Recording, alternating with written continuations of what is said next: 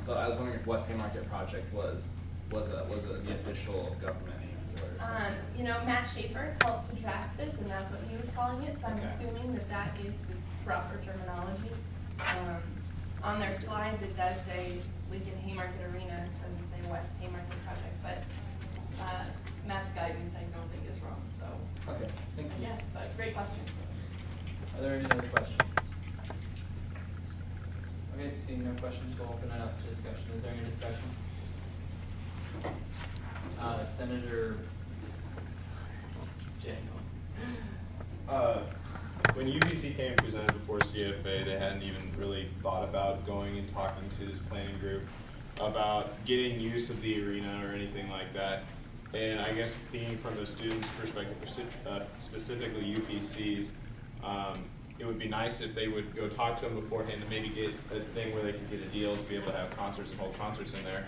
But my fear is that when this arena gets up and running, the cost will be too great that UPC will then in turn have to turn around to students and ask for more funding just to be able to front the cost of holding a concert in an arena like that to take advantage of it. And I guess that's my concern. So. Okay. Senator Green. I just had a friendly amendment on the first line where it says, and comprehensive, I think it should be a comprehensive. Accepted. Okay, I was writing down names. Can you say that again? Just friendly amendment about the and comprehensive. What line? The first line. First line, thank you. Okay. It's been accepted already. So. There we go. Senator Bourne. Yeah. Dunn. Senator Solomon. Dunn. I think this project is not only a necessity, but something we have to support. You look at the benefit that it brings the student body as far as Husker athletics, and yeah, maybe UPC hasn't talked to this conservation yet, but I remember one of the things talking to a few of the UPC members that they were excited about is just having a venue that can hold a sizable amount of student body. Currently, you look at the Vandy Center, and yeah, you might be able to fit 10,000 people in there comfortably, but if you have something bigger than a basketball game going on there, that's just not possible. This is a venue that's meant to stimulate the economy through jobs, through bringing new money into the city of Lincoln, in the downtown area that's very, very close to campus. You look at what the Quest Center did for Omaha, in downtown Omaha, and got people rethinking the riverfront, rethinking, you know, the old market area, and you look at what that is now, 10 years or so later, and I think Lincoln has that same potential to be something that great. Granted, it's not built along a river, it's built along a train rail, but, you know, they both have their nostalgic qualities, I suppose. Lastly, I guess the last point I wanted to touch on this is that between the jobs it creates and what it can provide to the student body, this is a project that we should be excited about. It's part, or was part of the 2015 Vision Group at one point, something we've commonly supported as a body. The 2015 Vision Group is a group of Lincolnites that are all about making Lincoln the best it can possibly be. And this is one of the things they want to accomplish, and I think it would show a lot of confidence from us and them, and vice versa if we supported this and helped them get one of their major pillars passed. Okay, thank you. External Vice President. Well, I appreciate your foresight, Senator Jagels.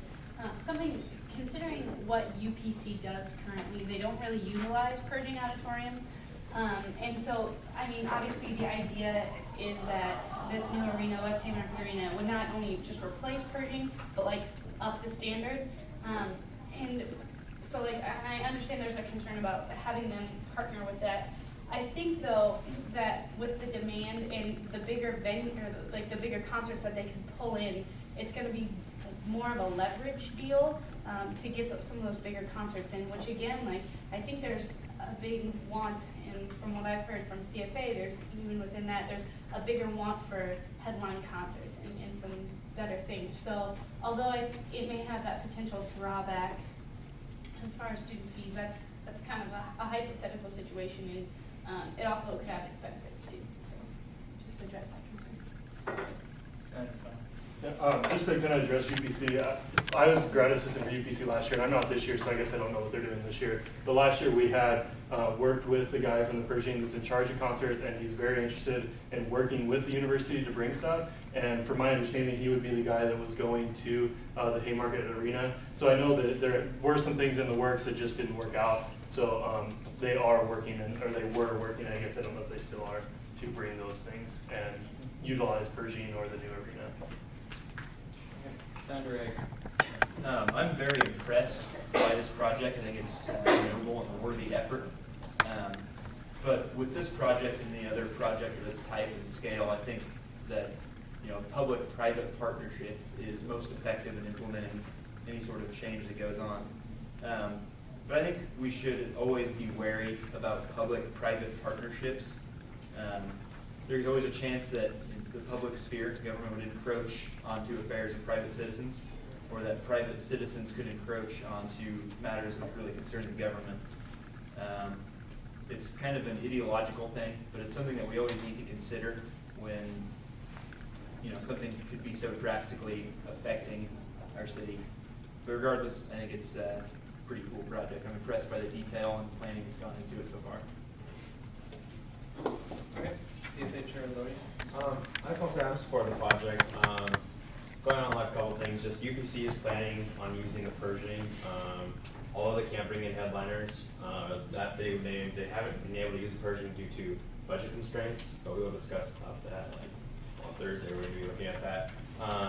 And also, I just want to make it, I don't know who I would direct this to, but just in hopes that if GLC works with them regarding these things, that they really take into account the student programs. So I know UPC is one thing, but the second biggest thing that I think that might be overlooked is broom ball that we play at the new ice center, because it will no longer play at the ice box, and that affects campus recs. And we have more broom ball teams than flag football teams, if you guys need to know that. So it's incredibly important and vital that we make sure we get all student programs and services that are interested ahead of this thing. President Collins, do you want to address that at all? I think, I don't know for a fact, but it's my understanding that all of those things have been part of the process. Since I was looking at articles dating back to 2004 when they started putting all of this together. So I was also reading somewhere today that they've been in talks with like Dr. Osborne every week. And, I mean, I think all of those things are being taken care of and, not overlooked. Is there any other discussion? Any other discussion? Okay, seeing no other discussion, we can move into a vote on Government Bill number 7. President Collins, you want to vote? Okay. She's passed on closing, so we'll move into a vote. All those in favor of Government Bill number 7, please say aye. Aye. All those against, please say nay. And those wishing to abstain, please say aye. Aye. Okay, motion passes. We'll move to Government Bill number 8, ASUN election rules for March 2010 election. President Collins, would you like to open? Thanks. I will yield to our wonderful electoral commissioner. It's my understanding we have to approve every semester. Is that what we're doing? That's why we're back. Okay, take it away. You'll only notice one kind of minor change. Advisory boards are elected through ASUN elections purely out of a courtesy to them. It provides a efficient, college-wide election for them to easily elect their representatives, but they are by no means required to do so, and several in the past have decided not to, and we have a couple more that have decided to not participate for this semester, and so that's the only change that you see from last semester. Any questions with those ones? Any questions for electoral commission? Oh yeah, and then one other thing about the CFA. That would, the potential category for a new CFA member would not apply to this election. Are there any questions for electoral